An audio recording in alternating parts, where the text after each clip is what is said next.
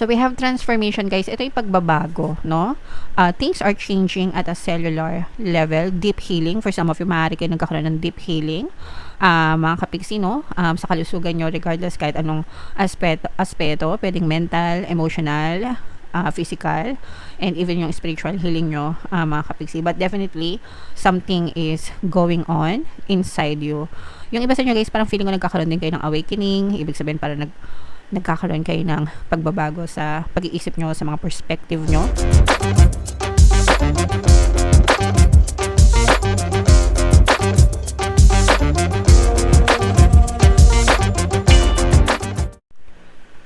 Hello guys, hello Aries, welcome back to Pinay Pixie Tarot. Ang pamagat ng episode natin for tonight is messages from the universe para ngayong May to June para sa Aries, Sun, Moon, Rising, Sign, and Venus. By the way, mga kapiksi, sa lahat na naghahanap ng mga pampaswerte, ng mga lucky charms, lucky bracelet, may mga products tayo sa description box.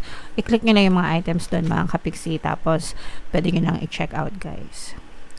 So, kung ano na lang yung makaresonate, guys, take that message kasi hindi lahat ng mensahe ay magre-resonate sa inyo, mga kapiksi. So, yung first message sa inyo, guys, medyo nag-i-emo kayo, mga kapiksi, no? Kasi for some of you, ay nagkakaroon ng delay sa mga bagay na pinagdadasal nyo. So, parang feeling nyo tuloy, hindi dinidinig yung mga dasal nyo or mga kahilingan nyo or mga prayers nyo, mga kapiksi. Sometimes, ganun tayo, no? Akala natin, porkit wala tayong nakikitang movement, paggalaw sa ating physical reality, akala natin hindi na dinidinig yung mga dinadasal natin, guys, no? But it's not true, mga kapiksi. Your prayers are always being answered, being heard, and they're always being answered, mga kapiksi. Sometimes, medyo matagal lang kasi maraming balakid, no? Maraming blocks. So, kailangan pang alisin or ayusin ng universe yung mga balakid na yun, mga kapiksi. And kapag kayo ay naninega din or nagdududa, lalo lang din nadadagdagan yung mga balakid na yun. So, it makes it harder for the universe to deliver yung mga prayers nyo, guys. But, there's always movement in the background. Palagi yung tatandaan yan, guys. Lahat ng mga dinadasal nyo, palaging may movement yan kahit hindi nyo pa nakikita, mga kapiksi, okay? So, antayin nyo lang, mga kapiksi, magtiyaga kayo. Kapag nagdadasal kayo, it's very important na magkaroon ng trust and faith, mga kapiksi, hanggang sa maging ma-okay yung inyong mga dinadasal or hanggang sa ma-experience nyo talaga sila, guys, okay? So, yung next message for you, Aries. Again, no, it's about manifestation. So, these are, ito yung sa mga prayers and ito naman ay sa mga manifestation, but they're just basically the same, mga kapiksi. So, ibig sabihin talaga nito, guys, nagkakaroon ng delay sa mga manifestation nyo, but again, it doesn't mean na hindi siya gumagana, no? Usually, ang cause ng delay, guys, is yung mga duda, no? Kapag ka nagdududa, ibig sabihin kasi may mga balakid, guys, no? Yun lang yun, may mga blocks, balakid. And mas lalong nagkakadelay or mas lalong tumatagal kapag kayo ay nagdududa, no? Any negative emotions na meron kayo, doubts, fears, worry, anxiety, yung mga negative emotions na palagi kong sinasabi sa inyo, guys, anger, hatred, resentment, grudges, no? Mga reklamo, yan, ako. Ang lakas makapagpa-block niyan, guys, sa mga manifestation nyo. So, just focus, mga kapiksi, on your desires, guys, para maging ma-okay yung inyong kabuhayan, mga kapiksi, or yung mga minamanifest nyo para talagang ma-push out siya sa inyong mga sitwasyon.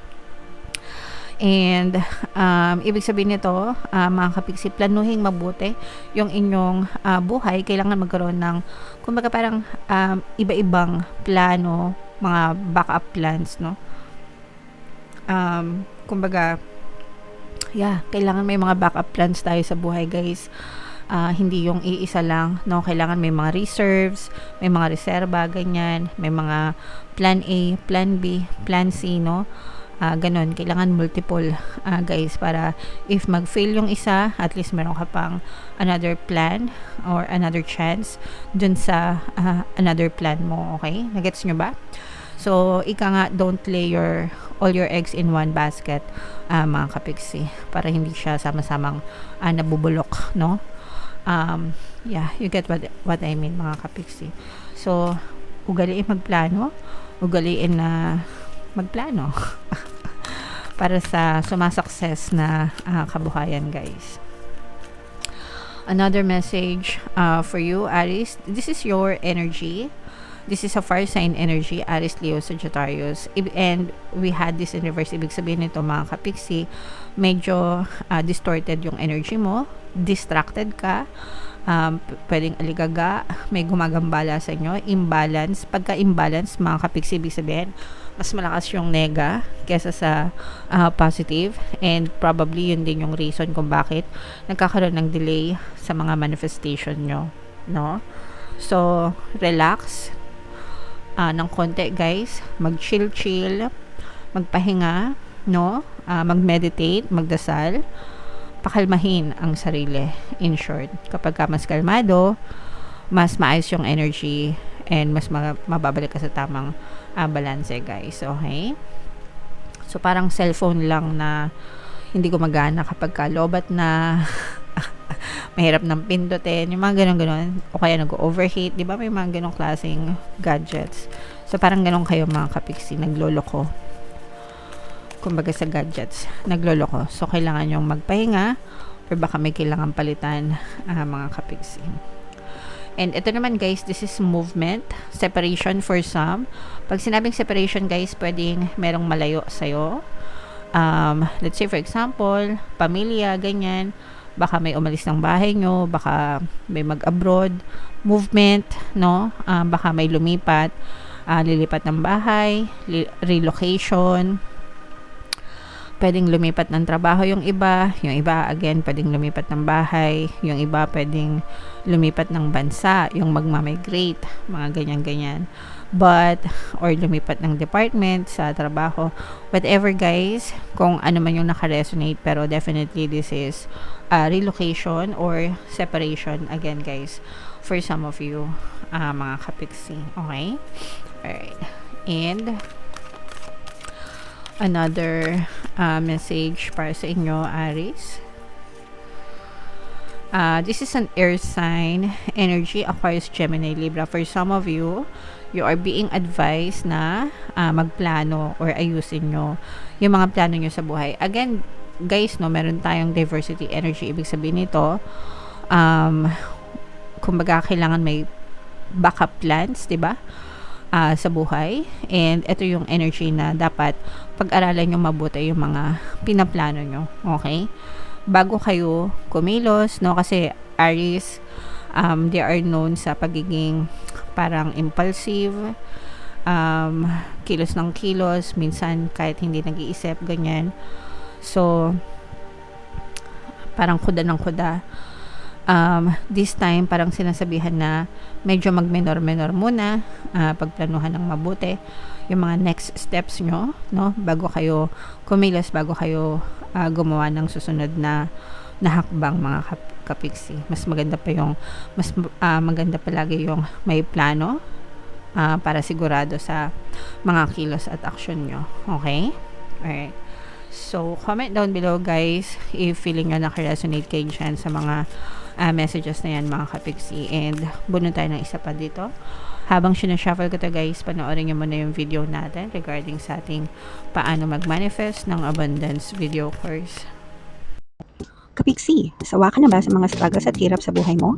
Masipag ka ba at masikap sa buhay ngunit hindi ka pa rin umaasenso? Ilang beses ka na bang nag-attempt magnegosyo at mag-invest pero palagi ka pa rin nalulugi? Sa pagkakataon na ito ay maaaring may subconscious beliefs ka na nagiging balakid sa iyong pag-unlad at pagyaman. Introducing, paano mag-manifest ng abundance video course. Dito ay matututunan mong ma-overcome ang mga balakid mo para tuluyan ka ng umunlad, umasenso, sumagana, maging matagumpay, successful at maswerte sa iyong kabuhayan, pera, trabaho, negosyo, salapi at kaperahan ng bonggang-bongga. Dali, mag-send na ng email sa pinoypixie@gmail.com at simulan na ang iyong pagyaman ngayon.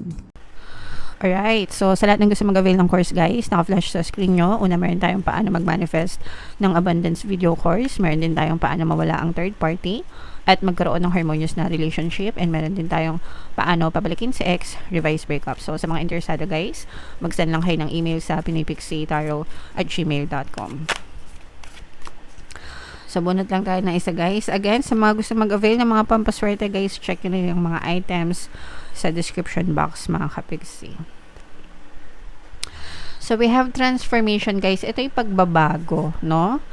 Things are changing at a cellular level. Deep healing. For some of you, maaari kayo nagkakaroon ng deep healing. Mga kapigsi, no? Sa kalusugan nyo, regardless kahit anong aspeto, pwedeng mental, emotional, physical, and even yung spiritual healing nyo, mga kapigsi. But definitely, something is going on inside you. Yung iba sa inyo guys, parang feeling ko nagkakaroon din kayo ng awakening. Ibig sabihin parang nagkakaroon kayo ng pagbabago sa pag-iisip nyo, sa mga perspective nyo, sa mga paniniwala nyo, yung iba sa habits naman guys, and patterns. Pero whatever, kahit ano pa yan, mga kapigsi, you're going through a very nice transformation right now, and makakabutihan, makakatulong yan sa inyo mga kapigsi, especially sabi ko nga guys, diba, yung iba sa inyo parang medyo aligaga sa buhay, distorted yung energy. So maganda yan para maghinay-hinay kayo, diba, i-assess nyo yung mga nangyayari sa buhay nyo talaga, mga kapigsi, and you can take necessary actions kung meron talaga kayong kailangan baguhin. And syempre, kapag ka nagbago kayo on the inside, magre-reflect yung mga changes na yon on the outside, mga kapigsi.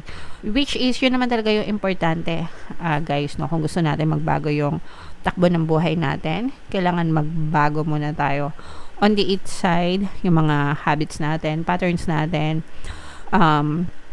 perspective, lahat mga kapigsi. Overhaul, kumbaga, okay? Para magbago din yung ating experiences sa buhay. Alright? So, comment down below, guys, if naka-resonate kayo dito sa message na to. And comment down below, no? If naka-resonate kayo dyan sa mga messages na yan, guys. And, yeah, so for more tarot readings, ito yung playlist nyo. Ito naman yung ating success stories ng paano mag-manifest ng abundance video course. Click here to subscribe, guys. Ito yung ating mga relationship or pampaswerte subliminals. Thank you for liking, sharing, and subscribing. See you next time. I love you all mga kapiksi. Have a nice day. Bye-bye.